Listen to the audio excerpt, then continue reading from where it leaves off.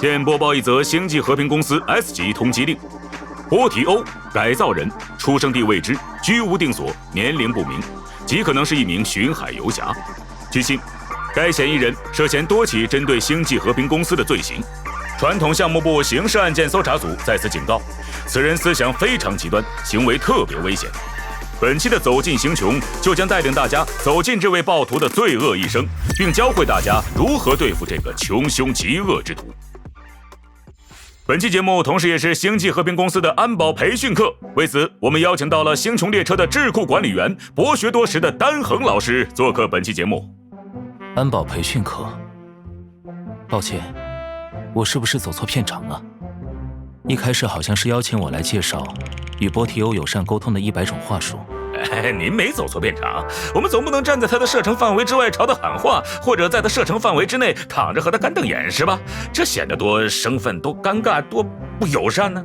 好，事不宜迟，就让我们走进波提欧吧。据犯罪记录所述，波提欧是寻猎命徒的物理属性角色。这个胆大猖狂的亡命徒行事作风高调张扬，践行着一套古典的暴力美学，崇尚用单挑决斗的方式解决一切问题。释放普攻，波提欧会对指定敌方单体造成物理属性伤害；释放战技，波提欧及指定敌方单体会进入持续一定回合的绝命对峙状态。在此期间，双方仅能以对方作为攻击目标，且双方受到的来自于对方的伤害都会获得提升。该战技无法恢复能量，但释放战技后，波提欧的回合不会结束。重点来了啊！和波提欧打交道的第一要义，不要和他单挑。果然还是以干架为前提吗？虽然他崇尚以单挑决斗的方式解决问题，但并不会滥杀无辜。我觉得和他打交道的第一要义，应该是给他一个不向你开枪的理由。但难免还是会擦枪走火嘛。如果你还是不幸卷入和波提欧的单挑，那你得注意，在绝命对峙期间，波提欧的普攻将获得强化，会对指定敌方单体造成更高的物理属性伤害。陷入绝命对峙状态的敌方目标被消灭或弱点被击破时，波提欧退出绝命对峙状态，并获得一层优势口袋。每拥有一层优势口袋，波提欧的强化普攻造成的削刃伤害都会获得提升。若敌方此时处于弱点击破状态，波提欧还将基于优势口袋的层数对敌方造成额外的击破伤害。战斗胜利后，波提欧可将优势口袋保留至下一场战斗中。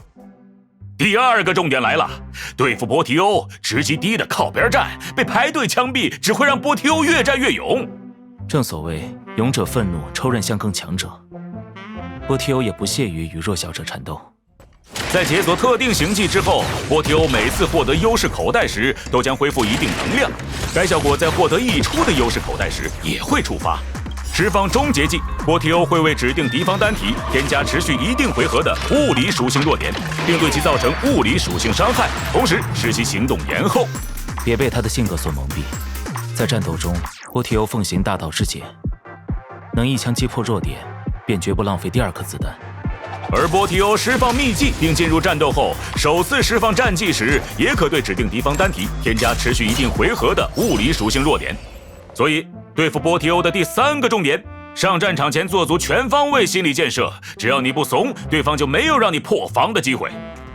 总结一下，作为寻猎命徒的角色，波提欧崇尚单挑的战斗方式，通过对点击杀或弱点击破积累优势口袋，他将越战越勇。配合着战技的增伤效果以及终结技添加物理属性弱点的效果，在对付强敌的最终战中，波提欧将更具威胁性。但就像我说的，不要单挑，不要带小弟，不要怂，只要记住这3点，小小波提欧不足为惧。这3点，不还是得单挑吗？我们的年度杰出员工已经跃跃欲试，显然已经学会了。那就让我们来一场模拟战，检验一下今天的学习成果吧。只见我们的年度杰出员工带了2个小弟，很好，他记住了第1条，不要单挑。但又好像忘了什么。不妙，波提欧抢先释放了战技，进入了绝命对峙状态，随后一个强化普攻。这不守武德的提前一枪为他赢得了一层优势口袋，但他已将自己推向了道德制地点的不利处境。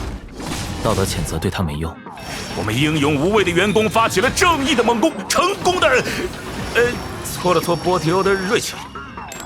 而狡猾的波提欧又故技重施，再次获得了一层优势口袋。但问题不大，优势在我。虽然流程绕了一点，但我们的杰出员工没有忘记第2条要义：不要带小弟。而他也毫不露怯，不给波提欧任何可乘之机。但就算没有弱点，他也会为敌人创造弱点。但就算这一击对我方造成了重创，并使我方行动延后，我们铁骨铮铮的小组长也依旧没有倒下。他还能再吃一击强化普攻，然后再下班收工。好，感谢我们的年度杰出员工为我们献上了宝贵的课程素材，让我们深刻地领会到了这位暴徒的穷凶极恶。可见和波提欧友善沟通的可能性无限接近于0。面对这样的一位暴徒，我们不好了，吉米，波提欧打进来了！他趁着安保集体培训的空档喂，我瞄你保了个背，你就是那只亲爱的可爱小鸟是吧？我看你对老子的能耐倒算是有些了解，怎么还在这里说些动人的、精湛的、清晰的、生动的、优美的、引人入胜的、娓娓道来的、舌灿莲花的小可爱话？看老子一巫婆爱死你！